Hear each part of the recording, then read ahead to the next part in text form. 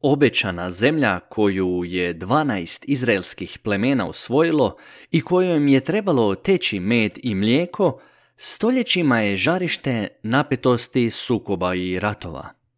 No, malo tko je zapravo upoznat s time kako je trebala biti podijeljena ta zemlja među Jakovljevim sinovima.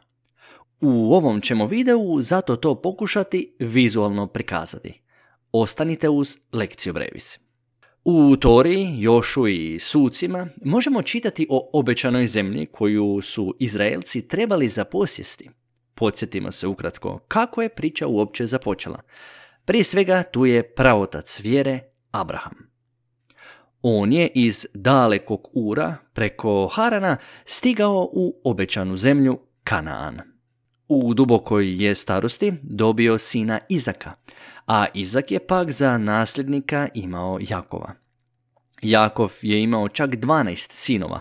Jedan od njih, po imenu Josip, prodan je u Egipat, ali su mu se kasnije zbog velike gladi u Egiptu pridružila ostala braća. Od tih je 12 sinova nastalo 12 plemena izraelskih. Zapravo, ta brojka od 12 plemena je pomalo varljiva i kasnije ćemo vidjeti da su postojale određene posebnosti koje su se ticale Levija i Josipa. Sve u svemu, nakon nekoliko stoljeća u Egiptu, u vrijeme Mojsija, tih je 12 plemena napustilo Egipat i trebalo je osvojiti obećanu zemlju. Narod se sastojao od 12 plemena prema 12 Jakovljevih sinova. Imena tih sinova su Ruben, Šimun, Levi, Juda, Jisakar, Zebulun, Benjamin, Josip, Dan, Naftali, Gad, Ašer. Zapravo je bilo 13 plemena jer je Josipovo pleme podijeljeno na njegova 2 sina, Efraima i Manašeja. Levijevo pleme je zbog svoje svećeničke službe umjesto nekog područja dobilo 48 gradova raspoređenih po čitavoj izraelskoj zemlji. Na karti možete vidjeti područje kojim su Izraelci zavladali nakon izlaska iz egipatskog ropstva. Imajte na umu da su ovdje i dalje nastavili živjeti Kanaanci, da Izraelci nisu uspjeli uspostaviti kontrolu nad čitavim ovim područjem, te da su se granice često mijenjale uslijed pobuna iznutra i napada izvana.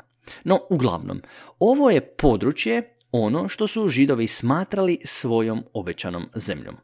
Ovako je to područje izgledalo raspoređeno po plemenima u vrijeme Jošue, što se obično smješta u 13. stoljeće prije Krista.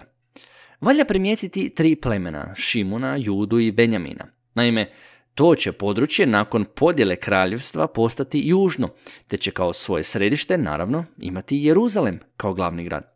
Ostala plemena su u vrijeme podjele pripala sjevernom kraljevstvu, to jest Izraelu, s glavnim gradom u Samariji. Židovi su sjevernog kraljevstva često surađivali s poganima, s njima se ženili i prihvaćali njihova božanstva.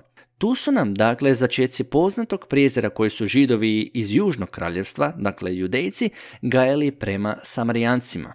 Na karti također možete primijetiti 6 od 48 gradova koja su pripala Levijevom plemenu. To su bili gradovi utočišta. Tu su ljudi koji su nesretnim slučajem skrivili nečiju smrt tražili zaštitu od krvne osvete. Sve u svemu, iako su široka područja kanaanske zemlje pripala 12 plemenima, Kanaanci su i dalje ostali prisutni među njima i plemena nikad nisu u potpunosti uspjela zaposjesti zemlju koja im je obećana.